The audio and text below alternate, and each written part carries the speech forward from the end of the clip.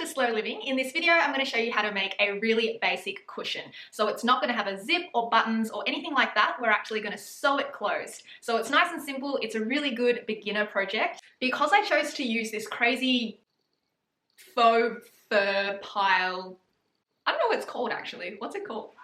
It's just a faux fur. Because I chose to use this faux fur, it was a bit trickier. But if you're using a normal woven fabric, you should be fine. I will give you some tips on how to navigate this faux fur because it is a little difficult / a nightmare to sew with. So hopefully that comes in handy if you're wanting to do a faux fur as well. Let's get started. So you can choose any fabric at all that you would like to make your decorative cushion out of. You can choose nice patterns, you can choose a faux fur like me, but I can only warn you that it was really difficult to work with because of all that, shaggy pile that sits on top. A word of warning, if you are using a faux fur like I am, make sure you know the direction of your fur because you kind of want both sides of your cushion to be going the same way. Now you can lay down your fabric and decide on the measurements of your cushion. So for me, I used an old cushion cover and I basically traced around that, keeping 1 centimeter or a bit more than 1 centimeter of seam allowance around the entire thing. You can choose whatever shape you would like, square, rectangle, even circular. Just make sure that you leave at least 1 centimeter of seam allowance around the entire thing so that you can sew it up. And of course, you will need 2 pieces of the same shape so that we can sew them together. A little tip if you are using faux fur is to try and cut in really small little snips in the direction of the fur so that you minimize the amount of pile that you cut off.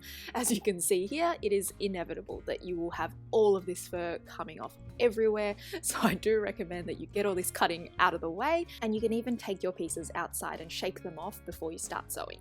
So here we have our 2 pieces that we're going to sew together. Again, check that the direction of your fur is going the right way, or if you've used a pattern, make sure that the pattern of your fabric is going in the direction that you would like it to go before we sew it together. And now we're just going to sew all around 3 edges of your cushion. Make sure that you leave one side open. You don't have to leave the entire side open, maybe at least 20 centimeters, depending on how fluffy or how big your cushion is. You want to make sure that you've got enough space to turn your cushion inside out and then put the actual fluffy cushion on the inside, or enough room to stuff it with whatever you're going to stuff your cushion with. I'm just going to use a straight stitch sewing machine, but you can actually hand sew this using a basic running stitch, just a up and down stitch to go all around those 3 edges of your cushion. Another word of warning for anyone using faux fur is that it tends to actually have a bit of stretch to it. So when I was using my sewing machine, it would pull the top fabric more than the bottom fabric so that the pieces didn't actually align very well. So this is a word of warning that it is recommended to use a walking foot machine, but I don't have a walking foot machine and most people don't. So if that's the case, I guess just try and leave a bit more space around the outside of your cushion to allow for that error. Otherwise, you can easily hand sew it too. That would overcome that problem. Once you're finished sewing, it's time to trim a little bit of fabric away from the corners. The reason we do this is otherwise there will be way too much bulk in those corners when we turn the pillow inside out. So don't cut too closely, but just as you see here, trim away each corner, both the top and the bottom layer of fabric and all 4 corners, so that when we turn it inside out, we can get some nice, crisp, sharp corners. You can also use a pen or something of that sort of nature to poke into the corners so that it helps to get the fabric all the way out. Do that for all 4 corners because once we pop our cushion in or stuff it, you're not going to be able to access your corners anymore.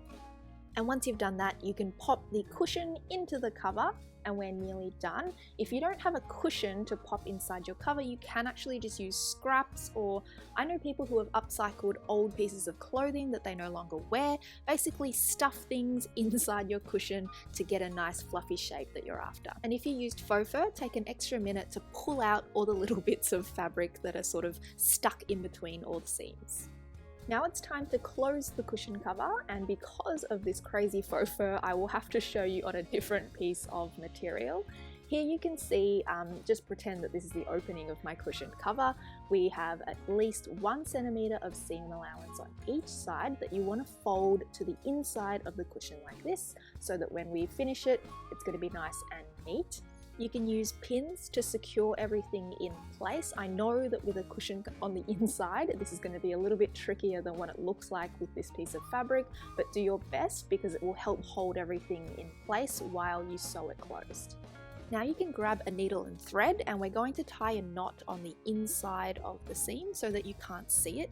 Just do a nice neat double knot on the inside, and if your thread is matching, you shouldn't be able to see it at all. Now we want to sew along the top edge of both of those seam allowances. So as you can see here, I'm going to sew one simple stitch at the top there, and because my thread was really long, I got a knot. So we will fast forward and I will show you again here. So we're not sewing through both pieces of fabric to join them together, we're actually sewing on each side separately to join them together. So here I've done one stitch on that bottom bit of fabric, and now where you see the needle has come out from that stitch, I'm going to jump across to the top piece of fabric and do a stitch directly opposite that. Now we pull the thread all the way through and we repeat on the opposite side. So again, where the stitch has just come out, jump across to the other piece of fabric and do a stitch there and pull the thread through. You basically repeat this process until you've closed the entire hole and your cushion is safely enclosed on the inside. Don't be too worried about your stitches being really neat, because if you're using a thread that actually matches your fabric, they shouldn't be very visible at all. The reason you can see mine is because I tried to use a really contrasting thread so that my instructions would be a bit more clear. If you're still confused, you can look up how to do a ladder stitch. So this type of stitching is called a ladder stitch, and that's because it looks like a ladder. So I apologize if you are still confused as to how to do this. So just type in how to do a ladder stitch and a few tutorials should pop up. Now you can watch me seriously struggle with doing the ladder stitch on my own cushion cover, because again, this faux fur was such a pain, and I'm sure if you could actually see my stitches here, it would be an absolute disgrace. But I closed it up the best I could, and in the end, the cushions turned out really great. I hope you enjoyed this video. Show me if you took on a cushion project yourself. I would love to see how it turned out. You can find me on Instagram at Slew Living, that's slow with an E, and here of course, drop me a comment if you attempted it, if you had any faux fur battles like I did. Otherwise, I'll see you next time. Bye!